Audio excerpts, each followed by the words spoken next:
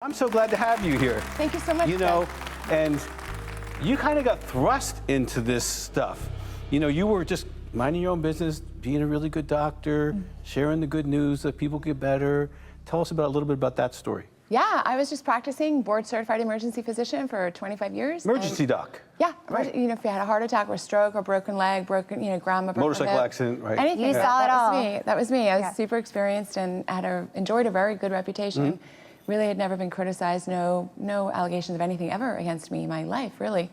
And then COVID came and there was a lot of lies, a lot of disinformation, propaganda, and I just couldn't tolerate it. It was really people like yourselves who were not in the medical space, really didn't know what to think.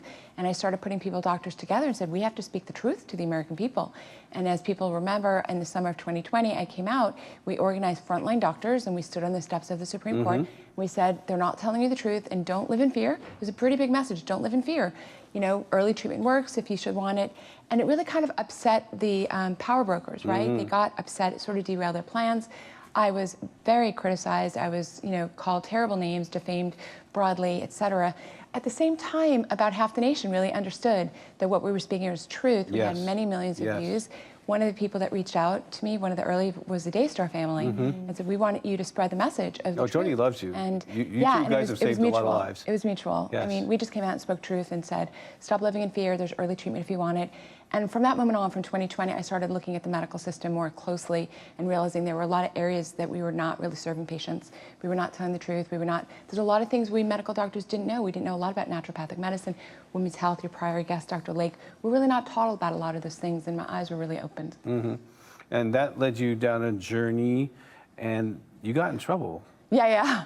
It turns out our government doesn't like people who blow the whistle so much. Yeah. Yes. The past government. That is correct. That is correct. But we have to remember that tyranny it only stays away if average citizens stand up. And so I stood up. I was speaking out loud. I was speaking kind of boldly. And in the Biden years, we were very, very targeted and attacked. And I ended up having quite the story. And I detail it in this book that I wrote, which is called Selective Persecution, which is out on Amazon or anywhere books are sold. And I wrote this, honestly, this is, in a way, it's kind of my letter to the American people. It's my story, but every chapter relates something that the government did to me. And I'm a mom, and I'm a professional woman, and they came after me very hard for speaking truth. Don't you think that COVID opened up a lot of people's eyes in a way that would never been possible otherwise? Yes, and so in retrospect, I wouldn't change anything, right? Yeah. Right, like you see more, a lot of people have realized there's also a pretty big division between people of faith and people who are not of faith, right? If you believe in one God and you believe that God is supreme and above you, then you don't maybe have so much arrogance in your daily life the way a lot of our prior politicians did, where they thought they were God. I mean, I'm not afraid to say it, Fauci essentially acted like he thought he was God. Yeah. Well, if you really believe in God, how can you believe that? Right. So that's kind of what we exposed. I tell a lot So in your the book, The Selective Persecution, there's kind of lessons for all of us in here. It's what I experienced. One of the reasons you have to look at why God puts you in certain situations. I'm a doctor, I'm a lawyer, I'm a woman. And there That's I was. that's like a triple threat. I wouldn't mess with you. Right. Be wary of a woman, who's been activated, right? A woman who's been activated. So I find myself through this crazy set of circumstances in prison, in a maximum security prison, essentially. But what did I do? You really look dangerous, right? I look so dangerous, right? Right. But I interviewed all the women that were in prison. That is my favorite chapter in the book, is how did all these women end up in prison? What were they doing? What is our government doing to put them in prison? And I have such a heart for prison reform. If God graces me with more time on planet Earth, it's one of the things I'll look at. So wherever you are in life, you have to look and see what good can come of it. So I bring a lot of their stories to life in this book. I want to hear more about that, but I'm excited about this new book, The Plot Against the Kids, which is just releasing today, and people can get it where? So, and Amazon is probably the best place to get it. You can also get it on my own website. This is a book that nobody but me would write. I know, I'm shocked by this, but can I tell you, everybody, all the DayStar family knows, I have a recently turned 5-year-old, Judah Bray Brown, and we do not shy away from cultural topics, what's happening in the news, the election, COVID. We took him, we made a little fake ballot box, a little fake ballot. He wore his little suit, he waited in line. He fully believes, by the way, that he voted in the last presidential election. So don't try to tell him anything different. But this is a great tool to be able to articulately talk to our children about what happened with COVID. Yes. By the way, the 6-foot social distancing, here's just a clue. It was actually done to close down the schools because schools didn't have enough of a footprint to be able to keep all the schools open if they had to put 6 feet between children. There's all kinds of stuff. This was definitely a takedown of the middle-class American family. Nobody tells a story like this. I urge everyone to read it. It's obviously a readable story about what really happened. made you want to write this specifically for children to understand? You know what? To be fair, it's for children and adults, and the reason is this is a lot of complexity to what happened. So I tell the story in an easy-to-understand way. So if you're, a child of age 30 and 50, you still should read this book because we tell what happened in a really easy-to-understand way.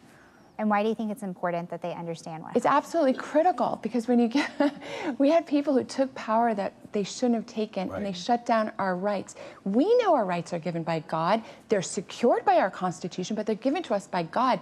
All of a sudden we had people who said, oh no, I have to listen to the government over God. No, no, no, no, no, no. This explains all of it in a really friendly, non-threatening way. Yeah, and I think it's important for our kids to understand this at a young age so that as they grow older, they understand what their rights are. And not only can they articulate them, but they can defend them both. And by the way, this COVID story, it's just sort of this medical tyranny, but we saw a lot of it with the gender things that have been going on, and they're trying to disrupt the relationship between the parents and the child, which is how God set up humanity, right? As the parent is kind of in lieu of God for the child. So we explained that, it's got to be the family unit. The family unit is where it is. It's not about the government and the child. Yeah, I think strong families create strong communities, and strong communities change the world. Exactly. And so when you attack the nuclear family, you're really actually attacking a breakdown of society. And that's what we've seen for so long. And there needs to be a resurgence and a revival at the home. Exactly. Talk about how important that is. It's incredibly important. One of the most disheartening things during the COVID years, and then later with the transgender things that you hear, is how they're dismissing the parent, and they're putting the parent on the side and telling the child you should trust the state and the government over the parent. That's wrong, it's fascist, it's communist. I know they're opposites, but it's tyranny. And that is not who we are as Americans. It's not who you are as a person who believes in faith. God set up the family, right? The father, the mother, and the children. That is the stable unit, that unit. This is what was revealed during COVID tyranny. And it's very important you understand this so it's told in an easy way. But this isn't the final chapter in medical tyranny to take power from parents or families or people of faith. Like, this is going to come back in some other way. This seemed to be like the first run at it to see if they can get away with it and what they could get away with. I think we're getting smarter because of people like you and others who are, telling us, hey, wake up, wake up, wake up. You don't want to be in like Seattle where they take your kids away because they want to be a boy or a girl. You don't want to be robbed of your right to educate your own children. Wake up, and I think I really appreciate that you're on that mission because it helps. What would you say to a parent who feels like they're kind of in a rock and a hard place with that? Yes. First of all, honestly, at Frontline Doctors, we have a ton of resources for parents who are stuck, especially in the gender craziness that's going on. Well, talk about that. Talk about that. How do they access that information? Yeah, honestly, aflds.org. Can you put that on the screen because I'm not going to remember that? ds.org. We have a lot of information for you on the craziness that has to do with the gender. We actually did a movie about it. We have it on our website. We stream it for free, whatisadoctor.org. We have so many resources. Whatisadoctor.org. Yes, I know I speak very quickly, but you do. We've explained and we give parents the resources. There's absolutely an attack on the children. There's an attack on parents. Parents are bewildered. They're coming home. Their kids are saying something crazy. They don't know how to handle it. There are very bad ways to handle it, especially in very blue areas where the government then comes in and takes the child. We teach you how not to end up in that bad situation. So we're there for you. Frontline Doctors is there for you on this. I know that America's Frontline Doctors has got involved in some legislation as it relates to like medical tyranny. Can you talk about some of the cases that you guys have chosen to be involved in and support? Thank you so much, Rachel. We do two things. One is we defend physicians' right to speak freely. Slow down. Okay. I am too quick a talker. I just want to make sure everyone can hear you because what you're saying is so important. We defend physicians' right to speak freely. So when there are cases across the nation where a physician is told they can't speak, for example, on the gender issues, it's going to the Supreme Court this term, Childs v. Salazar. So we defended, we helped support that case so that doctors can talk freely. We defended in my case to not lose my medical license, Gold versus California Medical Board. That's one of the big things we do. We also fight for parental rights against this transgender, I call them trans predators. People who have a vested interest in turning your children into something they're not. So we fight on both of those fronts. Free speech for people and parental rights to secure their children. Talk about this case in New York that just occurred where like vaccine mandates are required, and they removed the exemption process. Miller versus McDonald's. Yeah. We just did an amici brief on that. They went after Amish people. Amish people, as you know, separate themselves from secular society. So there is no risk to secular society should the Amish carry disease, which they don't. Everyone knows the Amish is more healthy than the average American. But the Amish community was being forced to do a shot. New York changed the law and said, you have to take these shots. And they've been fighting it since 2019. It is now going to the Supreme Court, Miller versus McDonald. You can find information on the Frontline Doctors website. And we helped defend the Amish community. They're coming hard after our religious freedoms. Yeah. It's very obvious. Talk about why this specific case is so important, because if we lose here, talk about what we could potentially also lose. If the Amish, who have the sincere held religious belief and separate themselves from secular society, can't be secure in their religious beliefs, in their privacy of their own community, nobody is safe.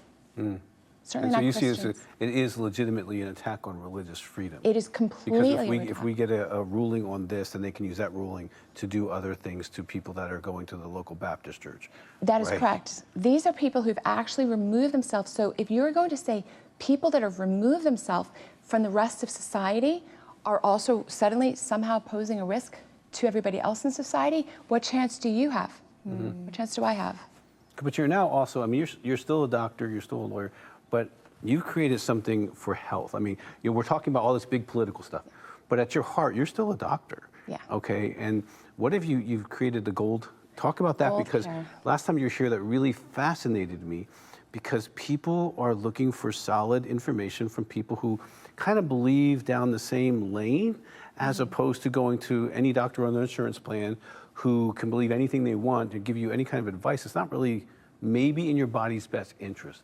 Talk about what you've done to kind of marginalize some of that so people can get on the right path with their body. If you are looking for a non-woke, non-pharma doctor, Non-woke, non-pharma, sounds like a t-shirt. non-pharma, it is goldcare.com. I collected the doctors. It's a goldcare.com. I've collected the doctors who are independent, freedom-minded, faith-filled, who are there to help you. We have a strong spiritual foundation, but we also have doctors who can prescribe, and you can write, labs and tests and all the things that you need. They're doctors, and we have naturopathic doctors and medical doctors, but they're not motivated by anything other than helping the patient. That is our sole motive. It's just an unbelievable opportunity. I can't stop smiling because I see opportunity when all these people have decided to say, well, I don't think they're telling the truth. Come to goldcare.com, we'll tell you the truth. We work for you. Are you encouraged by this administration? And there's been this whole the MAHA movement, Make America Healthy Again. I feel like there was just such a pushback to COVID and all these things they were trying to tell us. And we're like, wait a second. All the moms rose up and said, there's something different for our children. By the way, if there hadn't been Trump derangement syndrome, all of the moms would have been on the side of not taking the shot. Yeah. But there was so much TDS out there that, right? That's what happened. So we knew that taking a brand new experimental medication maybe isn't such a wise thing to do. And the lies just got worse and worse. And we see those lies. And there's a lot of parents out there that are like, I don't think I know what to believe, but how do I find a pediatrician? How do I find a family doctor? How do I find those people? By the way, it's really difficult. It's really difficult. So you find them at goldcare.com. We're in every state. We're in the whole country. Goldcare.com. I hope you guys join. That's the truth. But it's powerful because I know that if I'm dealing with something, I got to research the doctor as well as my problem, because I don't want to go to a doctor who's going to give me more of a problem. Correct. So that's what we've done. I mean, if you ask me what the most valuable piece of what we've done is, it was that I collected all the people who I knew were honest, ethical, and honorable doctors who were not bought and sold by Big Pharma. That's the truth. The problem is in your daily life with your relationship with your doctor, you actually don't know where their finances are coming from. They're coming overwhelmingly from the insurance companies and from Big Pharma. So we've removed that, and we just give you doctors who work for you. That sounds beautiful. Well, I want to encourage you as a woman, because a lot of women are in our audience. I mean, sometimes you're going to go through a trial and you have no idea that the trial becomes a testimony, or the platform. The thing that hurt you becomes the platform, the message. God has used your life. I mean, you're over here minding your own business. You're just a cute doctor doing your thing, right? And then, bam, you get hit. And then you're like, oh, war? I can do this, right? I love how you put it. Exactly. I can do this, okay? And so many of you moms, I mean, stand up to your school board, stand up to your libraries, stand up to those politicians, stand up to the people that you need to. It's time, I'd like you to talk about how we need to protect our children, because we need to protect them, because there are predators, political predators, who are trying to take our children. Talk to that mom. Just use that camera right there and talk to the mom. If I want to encourage anyone out there, it's that you don't have to be a doctor, you don't have to be a lawyer. You have to believe in yourself, you have to have faith in yourself, and you have to fight for what you know is right. I don't think I did anything unusual when this process started.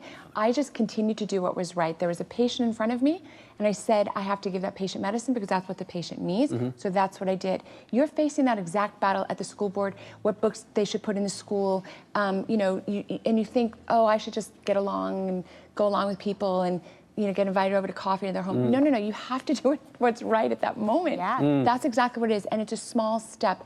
When you ask me what I've done differently than other doctors, it really was that patient in front of me in April of 2020 who needed medication, and I gave that person the medicine that they need, and everything you're seeing now is the downstream effect of doing the right thing in that moment. Amen. You have that moment, seize it, do the right thing in that moment. I want to ask you about recent breaking news. There was a big press conference, I think last week, with the Trump administration announcing scientific findings that Tylenol, potentially taken while pregnant, could lead to autism.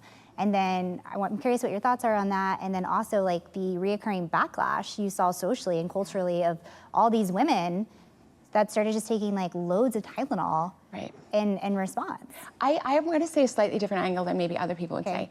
One is that we don't really have solid truth out there because the data that's been collected over the years by pharmaceutical journals is actually not an honest broker. It's not an honest broker. So as an ER doctor, I can tell you 100% of children who came into the ER with a fever all got Tylenol. I don't even know how you find a control group without Tylenol. So they got the shot, they were very uncomfortable, they were getting a fever, they're getting Tylenol. So it's very difficult to tease out, was it Tylenol, was it the vaccine? I personally think they opened that door so people start thinking it through. Do I think Tylenol is dangerous in modest doses? I do not. But I want people to start being more alert and more aware and not just believing knee-jerk things that you're reading and hearing. In general, you should take as few medicines as possible. It's common sense. So we are a culture that pops pills quickly. We need to stop popping pills for every little thing that's in our Well, so many